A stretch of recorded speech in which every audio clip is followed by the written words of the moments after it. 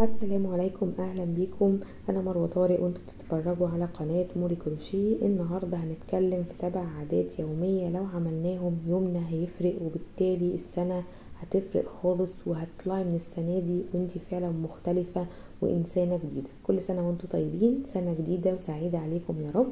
يلا بينا نبتدي. اول عادة تبدأي بيها وهي ان انتي تبتدي يومك وانتي بتقولي الحمد لله على نعمة يوم جديد. اول ما تصحي كده من النوم تستشعري النعمة دي وتقولي لنفسك النهاردة ان شاء الله اليوم هيبقى جميل، اليوم ده هيبقى مليان انجاز، هيبقى مليان سعادة وراحة بال، مش هبقى متسربعة ولا متوترة ولا قلقانة ولا متنرفزة، وهيبقى يومي حلو وجميل. وبلاش نفكر في اي افكار سلبية او اي حاجة كانت مضايقانا او اي مشكلة عندنا عموما. خلي دايما تفكيرك على الحاجات الإيجابية. تاني عادة، ودي أهم عادة هتفرق في يومك كله، وهو ان انت تبتدي يومك بالصلاة وقراءة القرآن. ده البنزين اللي هيفرق معاكي، ده الطاقة اللي هتخليكي قادرة تكملي بقية اليوم، ده اللي هيخليكي تكوني أهدى وأحسن.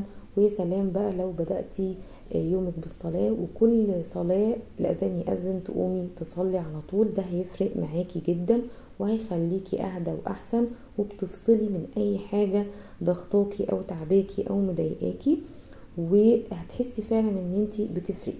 جربي كده يوم تبدأيه بالطريقة دي، ويوم ما تعمليش فيه اللي انا بقول عليه ده، وشوفي يومك هيفرق ازاي. تالت عادة هي ان احنا بقى نشتري نوت بوك جديدة بمناسبة السنة الجديدة، ونكتب فيها الحاجات اليومية اللي احنا عايزين نعملها. هاتي كده النوت بوك واكتبي الحاجات اللي انت عايزة تعمليها النهاردة، وما تكتريش على نفسك. اكتبي حاجات بسيطة عشان تقدري تخلصيها وتحسي فعلا بالانجاز. ولو في حاجة حاسة ان انت ممكن ما تلحقيش تخلصيها، علمي قدامها كده واكتبي ان هي ممكن تتأجل، وفي اخر اليوم ابقي اكتبي لها ميعاد هتخلصيه فيها، علشان مخك يبقى حاسس ان انتي مفيش حاجه كنتي سايباها ويفضل كل شويه يفكرك بيها، فبالتالي انتي تقفلي الملف ده خالص وتحسي ان مخك مرتب ومنظم. العاده دي بتفرق ان انتي ما بيبقاش في دوشه جوه دماغك، لا بتحسي ان انتي عارفه تخلصي دي وراكي بعدها كذا، وحاسه ان انتي يعني حاسه في كده وضوح قدامك او رؤيه لليوم كله انتي هتمشيه ازاي، فهتفرق جدا في طاقتك وفي انجازك. رابع عادة عايزين نعملها، وهو انت تحطي لنفسك في يومك ربع ساعة بتتعلمي فيها حاجة جديدة، سواء كورس جديد او مهارة جديدة او اي حاجة بتتعلميها جديدة، حاجة في برامج على الكمبيوتر، اي حاجة انت عايزة تتعلميها جديدة. حطي لنفسك ربع ساعة بس عشان ما تستثقليش العادة دي، وعلشان ما تحسيش ان انت لا لازم تفضي وقت ليها مخصوص، لان مخك دايما هيصعب لك الحاجه اللي انت عايزه تعمليها ويحسسك ان لا ده انا لسه قدامي وقت كتير قوي عشان اعملها، فبالتالي هاخر نفسي واعملها بعدين، ممكن تلاقي نفسك في الاخر ما عملتيش. خامس عاده وهي انك تلعبي رياضه او تتمشي. لازم تحطي في يومك جزء كده بتتحركي فيه، تلعبي رياضه في الجيم او في البيت. مش قادره على كده، على الاقل تنزلي تتمشي ربع ساعه في اليوم، او حتى تتمشي في الشقه. المهم ان انت تحركي جسمك وتعملي اي رياضه واي حركه، علشان ده هيفرق في طاقتك، هيفرق في مجهودك، هيخليكي حاسه ان انت اهدى واحسن، هيخليكي حاسه ان انت عندك طاقه تكملي يومك، وعندك افكار جديده بتطلعيها، وهيخليكي ان انت حاسه ان انت سعيده.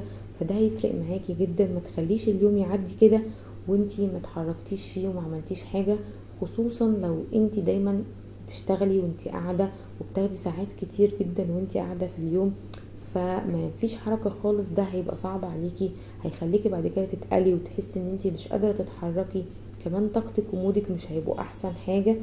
فالحركه بتفرق جدا في مودك، بتفرق جدا في صحتك. فحاولي كده تتحركي في البيت، تنزلي تتمشي حوالين البيت، او تروحي جيم، او تلعبي رياضه في البيت، اي حاجه تقدري تعمليها. وبرده حطي لنفسك ربع ساعه لنص ساعه، علشان ما تحسسيش نفسك ان دي حاجه صعبه ومش هتقدري تعمليها، ومخك يحسسك ان دي لا مهمه صعبه جدا انا مش هقدر اخلصها.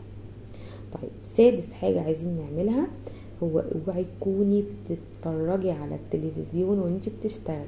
احنا بنقعد ساعات كتير جدا واحنا بنشتغل، فما ينفعش اقضي يومي كله وانا بتفرج على التلفزيون. لازم اتعلم وانا بشتغل، اسمع بودكاست، اسمع كتاب مقروء، اسمع درس ديني. اي حاجة انا بسمعها مفيدة هتفرق في شخصيتي، هتفرق في نفسيتي، هتعلمني حاجة جديدة.